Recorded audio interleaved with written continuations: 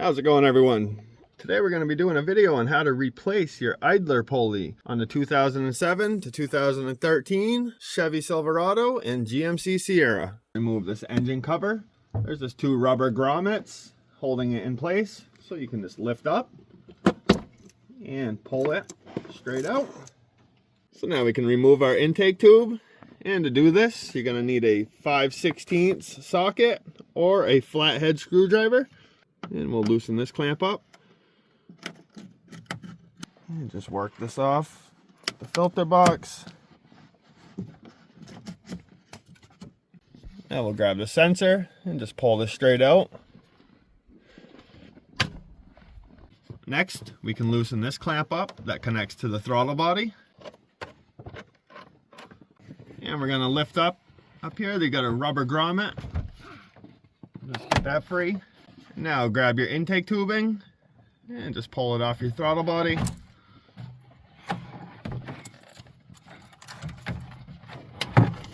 And now that gives us better access to our pulley.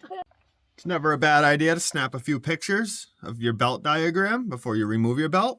So now we can take our 15mm and our ratchet, or you can use a 15mm wrench, and we'll go on to the tensioner, and we're going to rotate clockwise. You can just remove your belt from your alternator, release your tensioner, and now to remove your idler pulley, you're going to remove this 15mm bolt.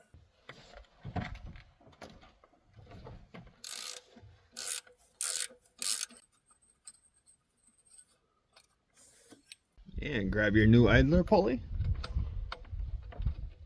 and thread it into place. And now we can take our torque wrench and torque this bolt to 37 foot-pounds. Now we can reinstall our serpentine belt. So I'm going to start around the crank pulley, and it's going to come underneath your water pump.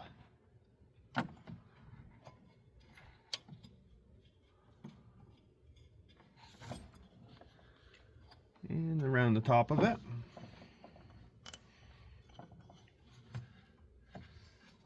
Down to your power steering pulley. Now I'm going to go around the tensioner, underneath the idler, and now we'll take our 15mm and loosen our tensioner up, and just slide it over your alternator pulley. Just double check all your pulleys, make sure your belt's sitting on them correctly.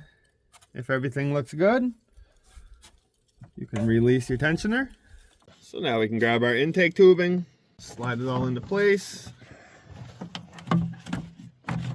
and we'll push this part of the tubing back onto the throttle body and line this rubber grommet up with this stud. Hi, Mommy. And now we can tighten our clamp back up. Make sure we put our sensor back in. And grab this part of your intake tubing.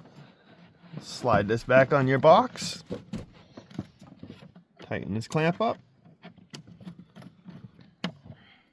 If you take a look at your engine cover, it has these two spots. Those will slide right into here. And your two rubber grommets push down on these two studs.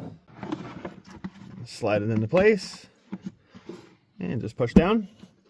And that finishes up this job on how to replace your idler pulley. If this video helped you out, if you could give it a thumbs up. If you have any questions, leave a comment. And if you're not subscribed to my channel, consider hitting that subscribe button.